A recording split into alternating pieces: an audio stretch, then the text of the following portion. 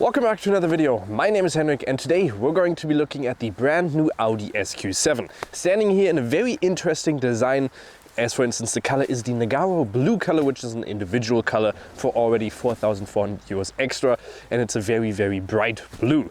When it comes to the car, you can pick up the standard SQ7 for 112,000 euros with all the extras. The way it's standing here, almost 170,000 euros. Standard wise, you can also get the Q7 for in Germany 79,300 euros. The all-new SQ7 doesn't actually get too many changes, a little bit of optic changes, not really anything in the inside, but also a little bit of technical changes. So we're going to look at all of that and let's get right into the video. We're going to start off with the design in the front and look at this black package that we have on here. We have the Black Plus package, so everything that is basically in chrome standard-wise is now in black. For instance, the whole grille here with also this new L shape in the grille in the front, which is one of the changes that comes with the new SQ7, as well as the emblems now a little bit more 2D and also in complete like gray. That is also new, so no more a little bit more less 3D but more 2D now, with grille here with also sensors integrated nicely in here. You can't really tell that there are sensors in here because they're really nicely integrated. A little bit of a spoiler up on the front here, or a little bit of a lip, real intakes on the side here, and as well as the HD matrix with laser lights, which you can tell on top here. There's a little bit of a blue as well there, which basically when you're going above, I think it is 70 kilometers an hour, it's going to turn on a laser light, which just projects a really bright light onto the road. And the matrix lights on here is absolutely fantastic. And one thing that's also new is you can have different light signatures on here now. And let's also look under the hood, where you can see we get a wonderful V8 in here. For a 7-seater, this is obviously fantastic. You can get a 5-seater or a 7-seater. We have the 7-seater variant here. This is the V8, which produces 507 horsepower, which is a bi-turbo as well, up to 770 Newton meters with a 40 front distribution and a 60 in the rear. So a little bit more rear bias for a little bit more sportier feeling. And you also get 0 to 100 in 4.1 seconds, which is ridiculous, as well as a top speed of 250 kilometers an hour, which you really don't want to go faster because an SUV is just going to be very wind resistant at those speeds, and the consumption is obviously going to go up fairly high. Otherwise, I think this looks absolutely fantastic, planted in here very nicely, also with these nice little red touches. Maybe a little bit of carbon fiber somewhere wouldn't have been bad, but otherwise also very good insulations. You can tell there's a lot of damping on the side here, and as well to the inside of the cabin, which we're going to look at later on when driving. And in the rear, one of the main changes is, for instance, the logo. We don't have one in the front anymore, and this S has also moved over, so it's kind of hard to distinguish now them between the S line and also the normal S, apart from the quad exhaust tips that we have down there, with also a little bit of a diffuser here, which they do make a good sound. We'll look at that in a second.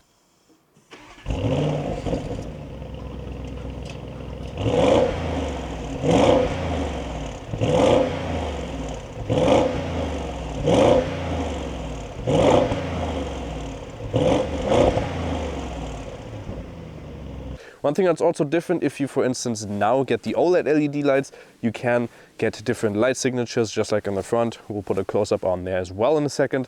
As well as if we near up to the car, so a person behind us or a car behind us, if they get too close, it's going to basically illuminate the whole bar to tell them, hey, back up a little bit, you're a little bit too close. When it comes to the back, you can also have an electrical foldable towing hook, which we can unlock on the left side here. So if we press on it, it is going to open, so you can see fully electrical. Also a cool animation because it goes down from the side basically and then tries to find the perfect spot to go out. You are going to be able to tow up to 3.5 tons, so a very big amount of towing capacity in there. We have the 7-seaters, which we will sit back in there in a second. So you can see we have a little bit of less storage space there. Now we get 793 up to 1,921, which is still very big. And if you also remove this net down here, we have a little bit of space here where most of the sound system stuff is in there, because we also have the biggest and most expensive sound system that you can get from the Audi in the SQ7, which is the Bang & Olufsen Sound 3D sound system, surround system, which sounds very good, but it's going to cost you 6,000 something euros.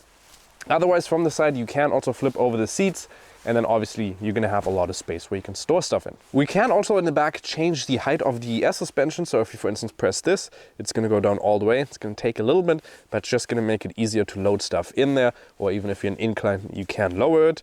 And I think that is the lowest we can go. And then you can also lift it up, which is going to take as well a little bit. And the dimensions of the car are obviously quite big, 5 meters and 7 long, 1 meter and 69 tall, depending on where you have your air suspension set up. up to 90 millimeters. That's how much they can change. It's also 2 meters and 21 wide with the side mirrors extended, and also 1 meter and 97 without the side mirrors extended. When it comes to the wheelbase, also 2 meters and 99, so quite long. Should allow us for a lot of room in the inside. Otherwise, you can see this blue color once again. Actually doesn't look too bad in my opinion with the black, but it's just a very out there color, and personally I wouldn't pick it up for this car, especially also paying 4,400 euros for it. We have the all-weather season or all-season tires on here, which are 20-inch rims, and they're going to be 285s in the front as well as in the rear. Standard-wise on the SQ7, you also get all-wheel steering, which allows the rear wheels to basically turn with you, and that's going to allow you to have a turning circle of 1 meter less, down to 12.5 meters, compared to 13.5 from the standard Q7. And the other thing that is also new, just like in the SQ8 that we already had, or the S3, on the side it says Audi SQ7 with the TFSI Quattro. We also have automatically foldable side mirrors, a roof capacity of 100 kilograms, as well as also a panoramic window, which we'll look at in the inside. We also have automatically openable, well, automatically unlock here, as well as soft close. So if you close the door very softly, it's going to go inwards, which is always nice, and a very nice sound of the door. That's a very good sound. And on the rear here, we are able to fuel up the car with a fuel tank of 85 liters, so quite a big one. However, the consumption is also quite high. It's a V8, a thirsty V8 with 11.7 liters up to 12.7 liters. That's what WLTP claims. We'll be looking what we've been getting over the last 1,900 kilometers. And one thing I did also forget to mention is that the rims go up to 20, up to 22 inches. So we have the smallest variants here with the 20-inch rims. And what else do you expect from a car that has a wheelbase of 2 meters and 99? Well, you don't expect not much room in the inside, but you get quite a lot of room. For instance, knee room is quite plenty of the seat that is adjusted to me in the front. I'm 1.80 m tall or 5'11". Foot room is quite enough. So on both sides you have a lot of foot room. The seat is also very nice because you have a lot of thigh support up here. And one thing you can also do is, for instance, you can move the seat in the front so you have more space for the second row, or you can even move it to align with the other ones. What you can also do is change the inclination of the seat. You can have it further back so you have a more of a comfortable seating position or a lying position almost. Or you can even move it straight up so you have a very, well, good posture kind of position. And look at the center seat. That is also a very comfortable center seat if you sit in it. The one thing that is not that comfortable is that the tunnel on the center is quite big. So you have to put your foot on the room for the other people. But other than that, this is a very comfortable middle seat as well. You also have an armrest in there where you do have, if I can put my gloves under there, I can't. There we go. 2 cup holders in here which do move out nicely, so or you could even use it as an armrest. Otherwise, this big panoramic window which does look quite nice, and you also have your own climatization zone in the back, so you can change the temperature, and also heated seats here for the second row with 2 USB-Cs and also a wonderful 12-volt port back here, which looks quite nice and also has a good quality. And if you look on the side, there is also a sunshade which you can do up top. We have the Audi exclusive white color as well with the stitching, a little bit of ambient lighting and the carbon touches on the side, as well as you can tell that we have the highest sound system with the like metal kind of touches there on the Bauer and Wilkins and the Bang & Olufsen sound system. And now obviously you will have to take this out in order to get the third row up. And there's buttons on the side here which you can press and hold down to have them electrically fold up, which is obviously nice, and then you can obviously also electrically fold them down. Let's also put this up, and then let's take a seat in there. So in order to get in here, you will have to put the seat down, and then you can push this button, and then you can flip it over nicely, and then you have an easy access to get into the third row. To get into the back, well, it is a little bit of a narrow fit in here, and especially if you're a little bit older, this is going to be quite tight. And you can tell in the back here, well, it's a very tight squeeze. We do have a little bit of knee room, well, not knee room, there's no knee room, apart from if you move the seats up a little bit. Leg room is good, there's no thigh support at all, so you really want to be a little bit smaller when you're sitting in here, so a little bit of well, younger people, maybe even a child seat. White color is still on here with the white stitching on the side, looking very nice. You do get a cup holder and a little bit of an armrest there, but that's about it. You do have the windows on the side, you get your light up top, but otherwise there is no charging options, there's no climate control in the back or anything like that. You do have your seatbelt on the right side here, but that's about it. There's really not that much luxury functions back here. I would have maybe expected maybe a USB-C. That would have been obviously a nice touch. Join me in the inside now, where you can see there's a lot of extras as well in here. For instance, we have this carbon touch that goes all the way through. We have the piano black, which is standard wise, maybe a little bit too much because it also sometimes is a little bit squishy and well, you can hear moves a little bit, but it just gets so many scratches in there quite quickly, and you can see fingerprints, everything gets in there quite quickly. You have inductive loading down here with this very big box, which is not that nicely made. Well, it's nicely made, but it just takes up so much space, as you can see here. It's just so you can have the go up a little bit or down, but it basically crushes anything down here if it's not, well, aligned properly, and you don't have much storage space there in general. Alcantara steering wheel feels absolutely fantastic. Loved always the slim steering wheel when it comes to Audi. We have the Bang & Olufsen sound system with 23 speakers and 1,900 and what was it, 70 watts? 1,920 watts, 6,000, I think 400 euro something right around there. We already also have the Audi inclusive or exclusive interior, which is this white color, also on the steering wheel with the stitching, and also on our seats, which also have this white background, which is a very interesting combination with the blue outside, but it is also pretty cool. Love the fact that everything is still integrated into the dashboard. The new cars obviously get that really wide and curved display, which still looks pretty cool, but I really like the seamless integration of these kind of displays. When it comes to the climate control, we also have heated, cooled, and also a heated steering wheel in here. So heated seats, obviously, and ventilated seats. You can see down here or up here, we also have, for instance, a perfume bottle. So there's a little bit of sense that comes with the climate when you turn it on. Apple CarPlay, Android Auto, wirelessly. If you press on it, obviously you can see here Apple CarPlay, we're in the middle of nowhere. Otherwise, your typical infotainment display, which you know from Audi for the past couple of years now. You get a heads-up display, digital cockpit, and everything that you basically need to know. Let's also start up the car. We're going to put it in dynamic and just listen to it for a second.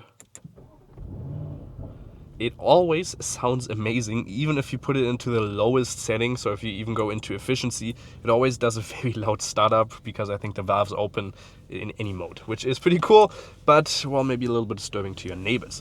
Let's also quickly look at the rear view camera. If you go into the rear view, you can see trajectory lines. We have different views here, so you can go in the back. You even have your rims, which you can view right out there, which is useful a lot of times.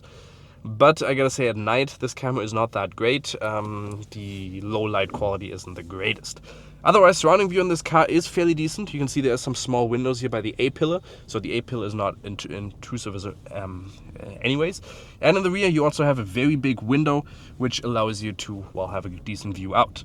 When you're sitting in the inside, the car doesn't actually feel so big, in my opinion. Yeah, you have a lot of space to your right, so there's a lot of width to the car, which you'll definitely notice when driving as well. But the only time you really notice that the car is fairly big is when you're trying to find a parking spot. Because then you're like, okay, that is a very big parking spot. And then you're trying to park in and you're like, okay, well, maybe it's not big enough. That's what she said. And then it is like, okay, I need to find a bigger parking spot. In Germany, I've been having a hard time finding a correct parking spot for this car most of the times. The nice thing is you will be able to back up quite far because of that adaptive air suspension, so you won't scrape any of your lower body if you are trying to park in a space where there's a fairly high gap to the ground. Otherwise, the adaptive air suspension that we have on here is very, very nice. Even at higher speeds, it does a really good job of smoothing out the surface, and you really glide along here. It is not too stiff. It is, I think, a very good combination of stiffness, dynamic, well, if you are trying to drive dynamic, and also comfort. You obviously have a couple different modes. With any S model, you have all-road, efficiency, and you can see down here we have the adaptive air suspension, which will change. If we, for instance, go into off-road, you can see it's going to up. If you go into efficiency, it's going to go a little bit lower, and comfort is obviously going to stay the same. And then you also have dynamic, which is just going to, well, change the dynamicness and also the gas pedal responsiveness a little bit, as well as put the gearbox into the S gearbox to just have higher RPMs and, well, drive a little bit more sporty. Let's actually quickly go into it, press on dynamic. You can see the gearbox is now in S, and then you have a very good punch. Oh, and that V8 sound is just tremendously nice. You can obviously, with the pedals in the back, also change the gear manually. So now I'm in the manual, and then you shift down up to 6,000 RPMs. Oh, that sounds so fantastic.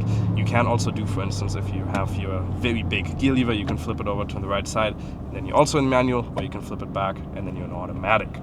Otherwise, this car drives very nice because we also have the advanced package for the suspension, which basically eliminates a lot of body lean and also body incline and stuff like that, which makes the car really dynamic and also good for off-roading because you won't be moving too much around and you will stay fairly center. But especially at higher corner speeds, then that car doesn't have that much body lean. It feels very nice and just gives you a very agile feeling.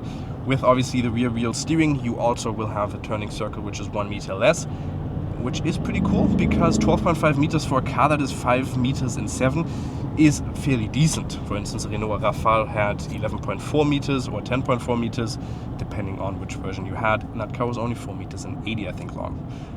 So this is a fairly agile car, but it is still fairly big. 7 seats, which allows you to have the variability of, well, transporting a lot of people in here.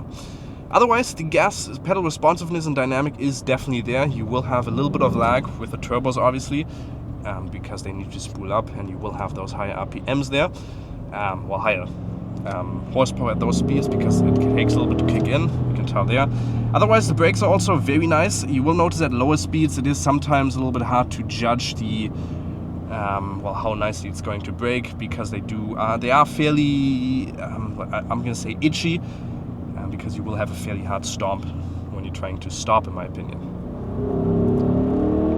Oh, but it's just so great, and that V8 sounds absolutely fantastic.